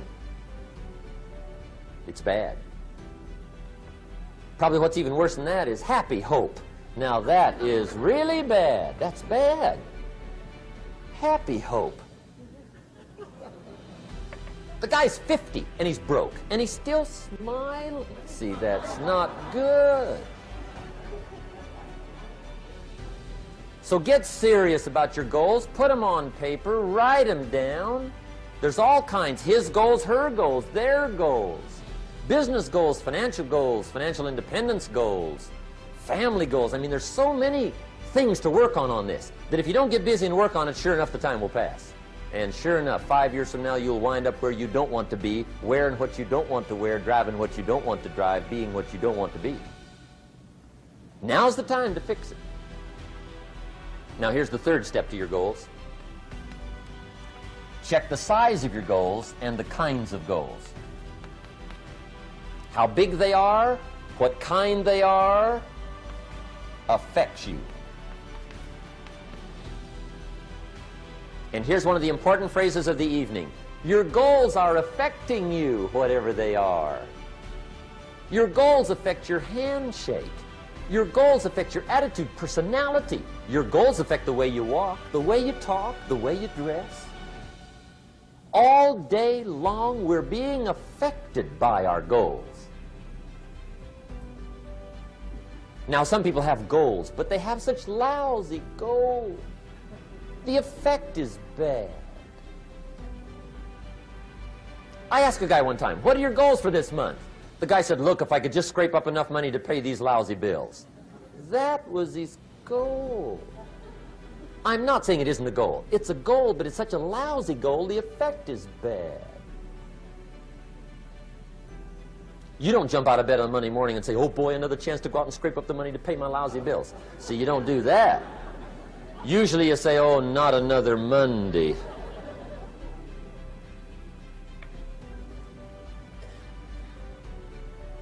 And some people have so given up on life, they have joined the thank God it's Friday club. How sad. Surely those are the same people, when life is over for them, will say, thank God it's over.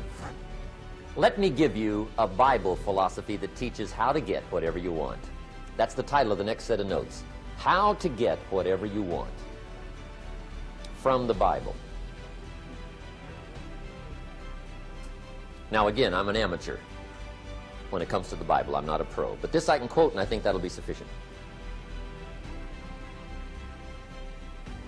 How to get whatever you want. Here's what it says if you're ready. It says, ask,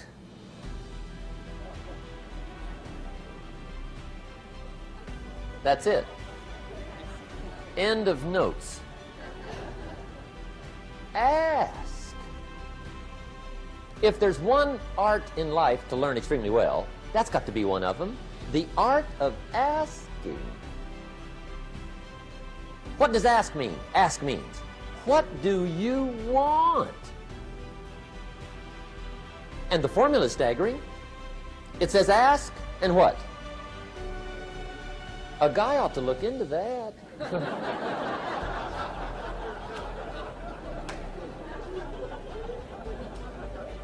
He says, yeah, but you work where I work. By the time you struggle home, it's late.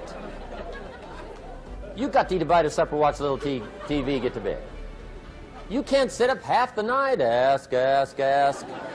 And the guys be, See, you've got to be better than a good worker. You've got to be a good asker. Now, let me give you 3 key points on asking and receiving. This can do it.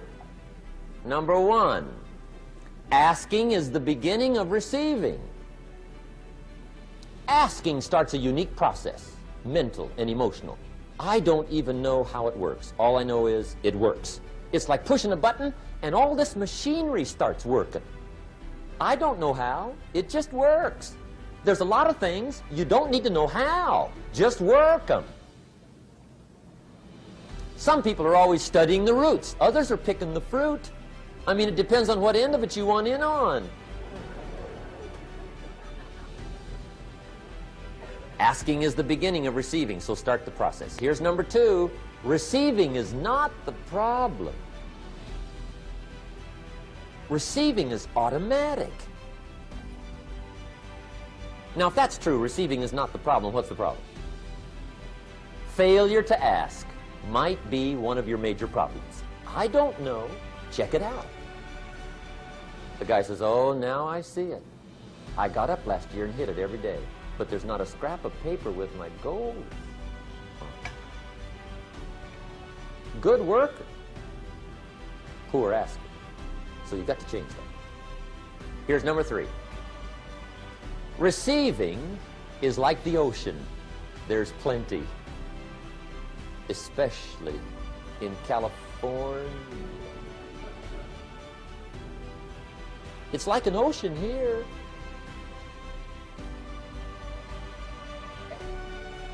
Success is not in short supply. It isn't rationed, and you stepped up to the window and it was all gone. No, no, no. It's like an ocean here. Now, if that's true, what's the problem? Well, some people go to the ocean with a teaspoon. Have you got the picture? See, what you want to do in view of the size of the ocean is trade your teaspoon for at least a bucket, and you'll look better down at the ocean. Kids won't make fun of you, right? Okay. Now, there's 2 ways to ask, and we'll wrap up goal setting. 2 ways. Here's number 1. Ask with intelligence. It didn't say ask intelligently, but I'm sure it meant that. Don't mumble. You don't get anything by mumbling. Be clear. Be specific. Intelligent asking means how wide, how high, how soon, when, what size, what color, how much. Define what you want and describe what you want. That's powerful. In the weekend seminar we teach, goals become like a magnet. They pull you that direction, and the better you describe them, the more they pull. So ask intelligently. Here's number 2.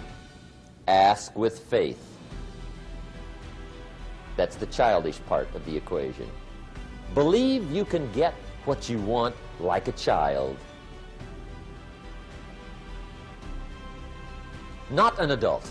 Adults are too skeptical.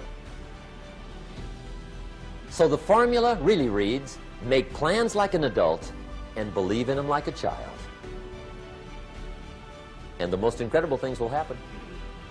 Just try it for 90 days. Just try it. You can always go back to the old ways. Just try it. Just 90 days, 90 days. Now, here's the last qualifying phrase on goal setting, as we promised to qualify everything. And it simply goes like this. Remember, you won't get everything you want. And we've already studied the reason for that. Simply, sometimes it hails on your crop and rains on your parade. It's that kind of planet. So you won't get everything you want, but if you will work this goal-setting formula, you can get plenty for wealth and happiness. Okay, that's goal setting. We use it around the world. We recommend it. Now, maybe it won't work as well for you as it has for me. I don't know. Maybe not. But what if it did? You got to try. Okay. Here's the last subject, the day that turns your life around. Let me just quickly give you a list of 4 emotions that can change your life in one day. Emotions are powerful. Sometimes it doesn't take much to alter your whole life direction.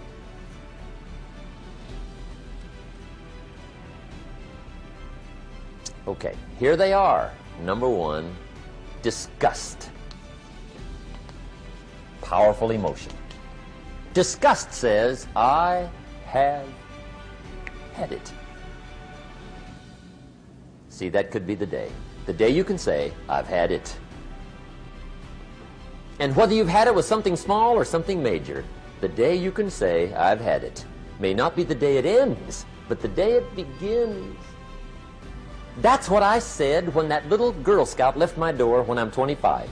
I give her the big lie, she leaves, I say, I don't want to live like this anymore.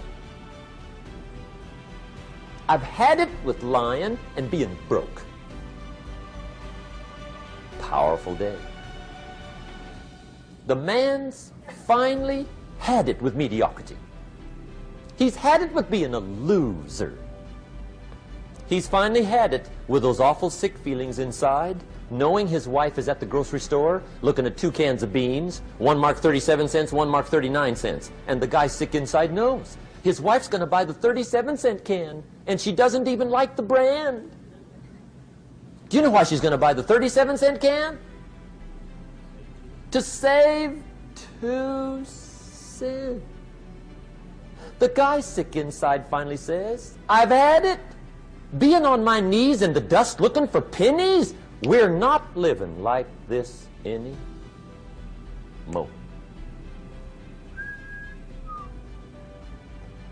Could be the day that turns your life around. The day you can say, I've had it. He walks into his closet and rips everything in it to shreds and says, I've worn this embarrassing stuff for the last time. And not only will I never wear it again, no one else will ever wear it again. Commit an act that says, I've had it. Powerful. Here's the next one, decision. And decision making is powerful. And it's emotional. That's those knots in the pit of your stomach, right? Waking up in the middle of the night in a cold sweat, trying to decide. We sometimes call it inner civil war. What shall I do? Well, for progress, you must decide.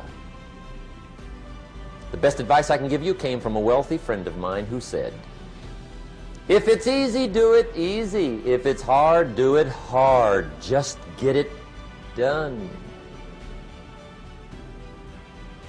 If you went home tonight and in the next few days cleaned up a whole list of decisions, that might furnish enough inspiration for the next 10 years. I found this out many times after you've decided. Getting on with it is easier than deciding. Sometimes decision is the toughest part. Here's the next emotion, desire, wanting to bad enough. And I don't know how to tell you to want to. That's something you've got to come up with. There's 2 things I know about desire. Number 1, it comes from inside, not outside. You don't send off for it.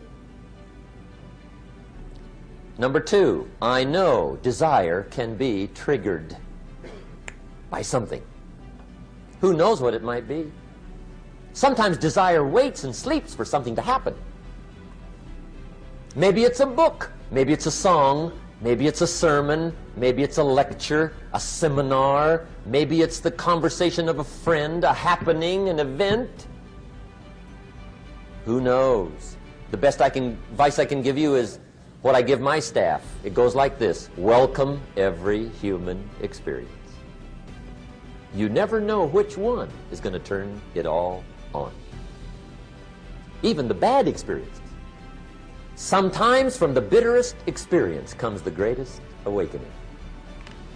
So let down the barriers, take down the walls. The same wall that keeps out disappointment keeps out happiness. Let life touch you. Don't let it kill you, but let it touch you. Here's the last one. This one's powerful. Resolve. Resolve says, I will. Two of the most powerful words in the language. I will. Benjamin Disraeli once said, nothing can resist a human will that will stake even its existence on the extent of its purpose. Shortly put, I'll do it or die. See, that's powerful. That could be the day that turns your life around. The world has a strange way of stepping aside when somebody says, I'll do it or die. The man says, I will climb the mountain. They've told me it's too high, it's too far, it's too rocky, it's too difficult, it's never been done before, but it's my mountain, I will climb it. Pretty soon you'll see me waving from the top. Or dead on the side, because I ain't coming back.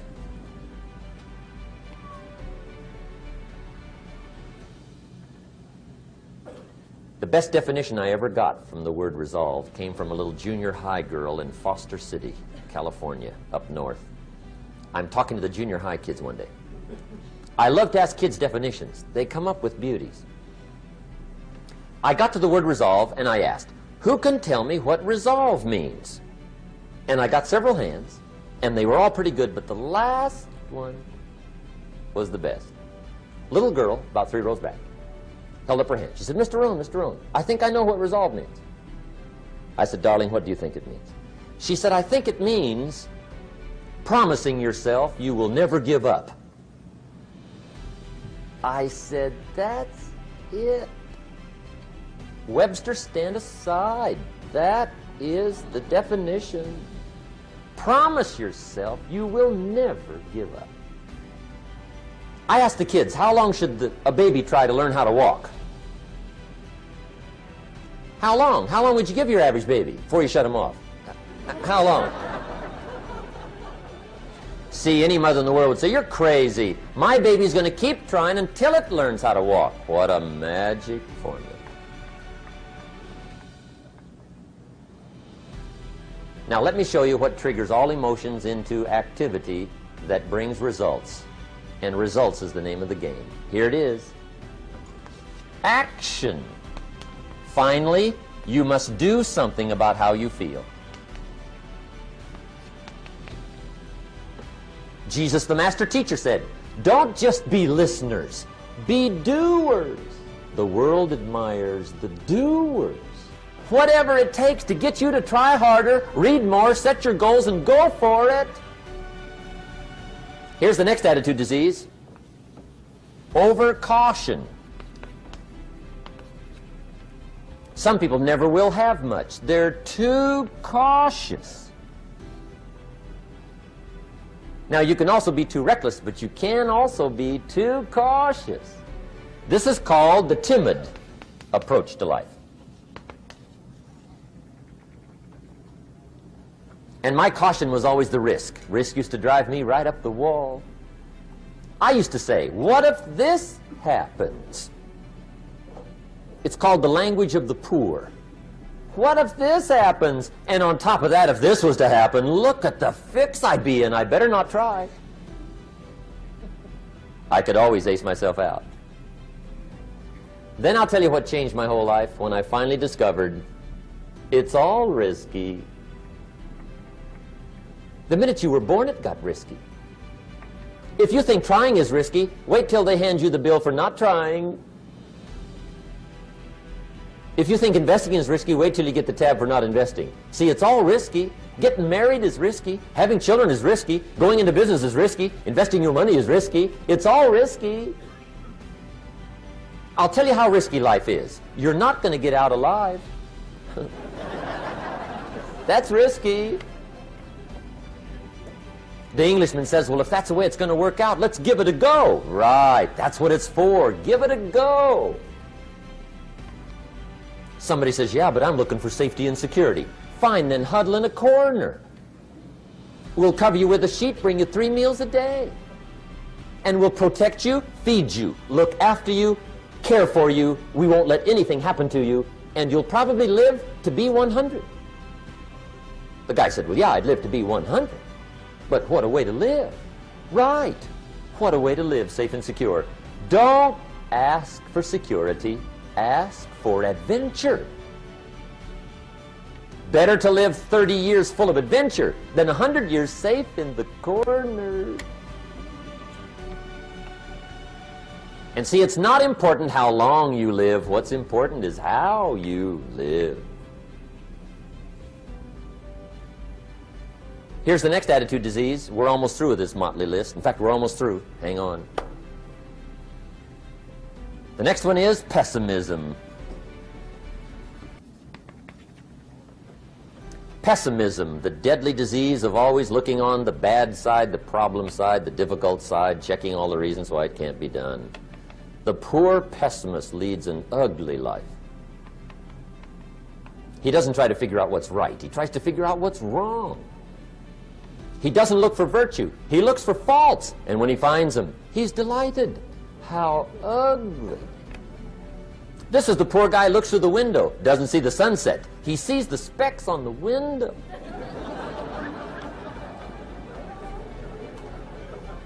And this is the poor guy, right, who rushes up, takes such leave of his senses. This guy rushes up and he says, I've got 5 good reasons why it won't work. He's so dumb he doesn't know. All he needs 1. He's got 5.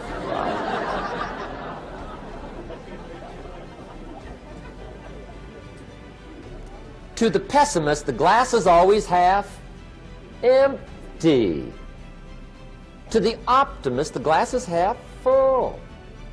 Why would the same measure affect people 2 different ways? Answer, it all depends on how you look at it. Our lives are mostly affected by the way we think things are, not the way they are. The way we think they are affects us most. There's a subject we don't have time to get into tonight called better thinking habits. One of the major things Schoaf taught me when I met him, he said, poor thinking habits keeps most people poor. Not poor working habits. Most people work hard, but they don't think hard. And Schoaf taught me that the mind is like a factory, a mental factory. And whatever you think about all day long pours ingredients into this mental factory. And that's what builds the economic, social, financial fabric of your life. He quoted me a Bible phrase that says, as you think, so you become. How awesome. When he talked about poor thinking habits, he had me. I used to start the day reading the morning newspaper. I mean, you can believe that or not. I'd get a cup of coffee and read the paper. I'd load up on wars and riots and murders and stabbings and killings and bank robberies and muggings and car wrecks and tragedies. I'd even read the back pages. I seem to like that stuff for some weird reason. I'd load up on all that, and then I'd start the day. You can imagine the kind of days I used to have. You walk around on your financial knees. They call you economic peewee.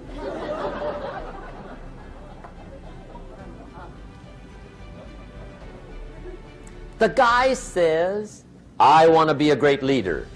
Wonderful. The first thing we do is follow him to his house. When we get there, we walk in and check his library, number 1. Somebody says, well, why check his library?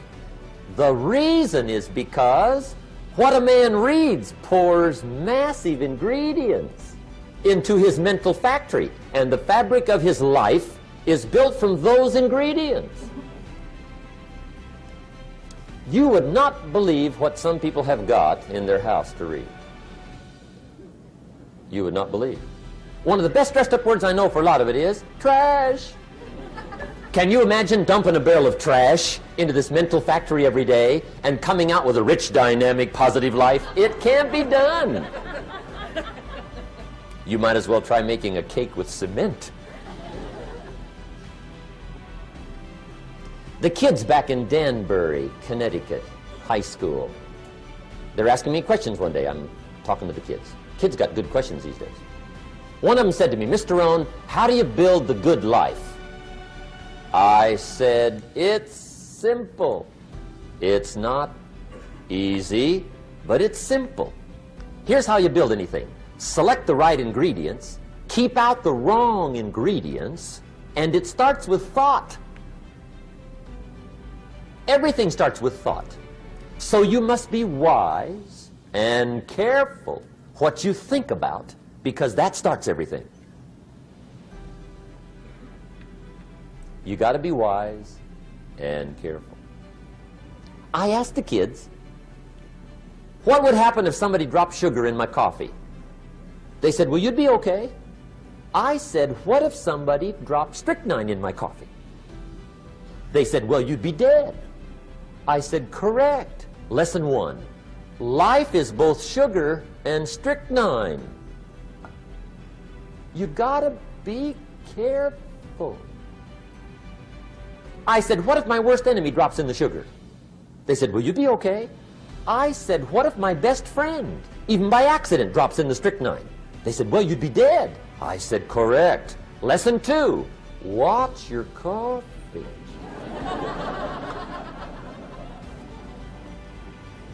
You got to be careful. See, it doesn't matter who hands you the bad stuff. It doesn't matter where you get the bad stuff. It'll still do its damage on your bank account, wherever you get it. Mr. Schoaf gave me one of the greatest phrases when I first met him, when he said, "Jim, every day stand guard at the door of your mind." How important. Stand guard at the door of your mind. And you decide what goes into your mental factory. Don't let anybody just dump anything they want to in your mental factory, because you've got to live with the results. Okay, here's the last disease, and we're through with this list. In fact, we're almost through. Hang on. The last subject is very brief. The last disease, but this one is deadly. Engage in this one, indulge in it even slightly, and you might as well forget the future, because it's going to forget you. Complaining, crying, whining, griping. A Bible word called murmuring. See, that'll ace your future. Spend 5 minutes complaining, and you have wasted 5. And you may have begun what's known as economic cancer of the bone. Surely they will soon haul you off into a financial desert, and there let you choke on the dust of your own regret. I hope I said that well, so you won't forget. It's a deadly disease. If you don't think it's bad, ask the children of Israel of Old Testament fame. Typical of us all, their story just happened to get in the book. Story says, children of Israel were slaves. God performed a series of dazzling miracles and got them out. And now they're heading for the Promised Land. Remember the story? Heading for the Promised Land. Tragedy of the story, they never got there. Reason. From day one, they started to complain. They griped about the water. They griped about the weather. They whined and cried and griped about the food. They griped about the leadership.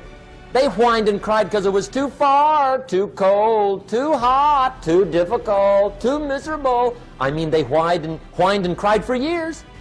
Finally, God said, "I've had it, trip canceled." Or something like that. The story says they died in the desert, never got to the Promised Land. Which I think means two things. Indulge in this long enough, you get your future canceled. And I guess it also means even God himself can only take so much.